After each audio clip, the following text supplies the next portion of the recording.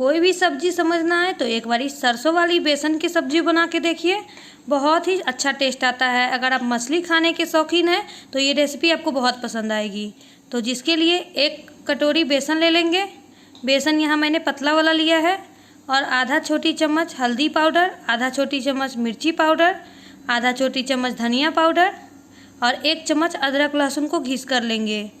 और आधा छोटी चम्मच अजवाइन लेंगे और स्वाद के हिसाब से नमक और थोड़ा सा धनिया पत्ता डाल देते हैं। और इन सभी को पहले सूखे में ही अच्छे से मिक्स कर लेते हैं। और मिक्स करने के बाद जैसे जैसे ज़रूरत लगे उस हिसाब से थोड़ा थोड़ा पानी डालकर हम पतला घोल तैयार करेंगे। और बेसन में हम धीरे धीरे पानी डालेंगे ताकि हमारा बेसन में कोई लम्स ना पड़ जाए। और आप देख सकते हैं किस तरीके का घोल बनाएंगे। और घोल को देखिएगा किस तरीके का पतला बनाना है।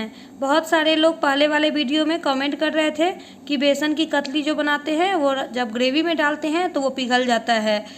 तो आप देख सकते हैं घोल को किस तरीके का रखना है। और इस तरीके से देख सकते हैं, इस तरीके से अगर आपको घोल को रखेंगे तो आपका कतली बहुत अच्छा बनेगा। तो यहाँ देखिए कितना अच्छा बना है। तो चलिए अब इसे ढक के 10 मिनट के लिए रेस्ट होने देते हैं। तब तक एक कढ़ाई में तेल गरम करेंगे और 2 से 3 चम्मच तेल जब गरम हो जाए अच्छे से तो इस घोल को हम इसमें डाल देते हैं। और फ्लेम को मीडियम कर देंगे, लो पर या हाई पर नहीं करेंगे, नहीं तो हाई फ्लेम पर जब इसे पकाएंगे तो बेसन कच्चा रह जाएगा। तो मीडियम फ्लेम पर हम इसे धीरे धीरे पूरा सुखाएंगे। और तब तक इसे हम सुखाएंगे जब तक कि ये जो घोल है पूरा आटे की कंसिस्टेंसी में नहीं आ जाए। आप देखेंगे जैसे जैसे ये सूखेगा पूरा आटे जैसा ये होने लगेगा। जैसे हम आटा गूंथते हैं ना उसी तरीके से गीला जैसा दिखेगा।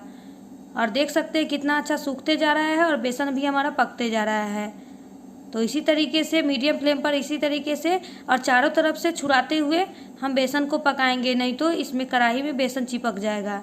और देख सकते हैं जैसे जैसे सूख रहा है ये कितना अच्छा गाढ़ा हो गया है। तो बस 2 से 3 मिनट और हम इसे सुखा लेते हैं। तो चलिए अब ये हमारा बेसन हो गया है। तब अभी बहुत गीला दिख रहा होगा, लेकिन अब इसे गैस को बंद कर देते हैं और एक प्लेट में थोड़ा सा सरसों का तेल इस तरीके से फैलाते हुए लगा देंगे। आप कोई भी तेल लगा सकते हैं। और फिर जो हमने बैटर को बनाया है उसे इसमें डाल देते हैं और स्पैचुला को गीला कर देंगे। आप चाहे तो हाथ को भी गीला करके इसे ऐसे कर सकते हैं, लेकिन अभी बेसन बहुत गर्म है तो इसीलिए सावधानी पूर्वक करें। और इसे देखिए इस तरीके से शेप दे देंगे। अभी आपको बहुत गीला फील हो रहा होगा, लेकिन देखिएगा जैसे जैसे ये ठंडा होगा पूरा ये सख्त हो जाएगा। तो इसी तरीके से देखिए स्पैचुला की मदद से ही कितना अच्छा हम शेप दे दिए हैं। और थोड़ा सा चलिए एक बार हाथ को भी गीला कर लेते हैं और एक बार हाथ से भी अच्छे तरीके से इसे दबाते हुए चारों तरफ से सेट कर देंगे, ताकि जो भी शेप हमारा बने वो अच्छे तरीके से बने। और चलिए तब ये देखिए हो चुका है, तो इसे ठंडा होने छोड़ देते हैं। तब तक मसाला बनाते हैं। तो मसाले के लिए 2 बड़े चम्मच सरसों लेंगे और 15 से 20 लहसुन की कलियां हैं और इनको हम पीस लेते हैं। तो देखिए पीसने के बाद इसे निकाल लेते हैं और इसमें हम डालेंगे 1 छोटी चम्मच हल्दी पाउडर और 1 छोटी चम्मच लाल मिर्च पाउडर। तीखा आप जितना पसंद करते हैं उस हिसाब से मिर्ची डालें। और आप चाहे तो यहीं पर काश्मीरी मिर्च भी डाल सकते हैं, लेकिन मैं काश्मीरी मिर्च आज नहीं डाल रही हूँ। तो इन मसालों को एक बार मिक्स कर देते हैं। और यहाँ देखिए बेसन भी हमारा कितना अच्छा ठंडा हो चुका है और देखिए कितना अच्छा उठ रहा है। तो देखिए इस तरीके से कोई भी चाकू हो या इस तरीके का कटर हो उस पर थोड़ा सा तेल को लगा देंगे और फिर जो भी शेप आपको मन करे वो शेप का काटे। आसान तरीके से ये शेप में कट जाएगा। मैं यहाँ बर्फ़ी के शेप में काट रही हूँ ताकि देखने में कतली अच्छी दिखे। और यहाँ देखिए कितना अच्छा कट चुका है और देखिए एक एक पीस कितना अच्छा निकल रहा है और देखिए कितना पतला भी बना है। और कोई भी ऐसा शेप नहीं है कि जो निकल रहा है या और देखिए स्पंजी भी कितना बना है। ये देखिए कितना अच्छा बना है। तो इस तरीके से कतली को बनाएं, आपका कतली बहुत अच्छा बनेगा। तो चलिए सभी को एक बार निकाल लेते हैं इसी तरीके से। और एक कढ़ाई फिर गरम करते हैं। फिर इसमें 3 से 4 चम्मच तेल डाल देंगे और उसके बाद बारी बारी से जो भी हमारे कतलियाँ हैं उसे हम डालकर इसे अलटते पलटते हुए लाल लाल करके क्रिस्पी क्रिस्पी सेक लेंगे। और देख सकते हैं बेसन कितना अच्छा सिक रहा है। तब इसे पलट देते हैं और इसे दोनों तरफ से लाल लाल करके सेक लेंगे। आप चाहे तो इसे पकौड़ा जैसा भी ऐसे ही खा सकते हैं, बहुत टेस्टी लगता है। और देख सकते हैं कितना क्रिस्पी दिख रहा है। तो चलिए अब इसे निकाल लेते हैं।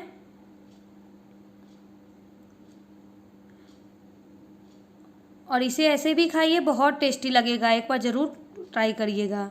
और फिर बचे हुए जो भी कतलियाँ हैं उसे फिर से डाल देते हैं और इसी तरीके से क्रिस्पी क्रिस्पी करके निकाल लेते हैं। और ये देखिए कितना अच्छा बना है। तो फिर सेम तेल में आधा छोटी चम्मच सरसों डालेंगे। अब जब सरसों चटक जाए तो फिर जो मसाले हमने बना के रखे हैं उसे डाल देते हैं और फ्लेम को एकदम लो कर देना, नहीं तो मसाला जल जाएगा। और इसे एक बार मिक्स कर लेते हैं। फिर एक टमाटर की प्यूरी बनाकर इसमें डाल देते हैं और डाल देंगे आधा कप पानी। और फिर हम इसे मिक्स करते हुए एक बार चला लेते हैं। और चलाने के बाद जितना भी आपको नमक डालना है यहीं पे डाल दीजिए। और नमक ध्यान से रखिएगा क्योंकि कतली में भी हमने नमक डाला है, तो नमक का यूज़ आप कम ही करें।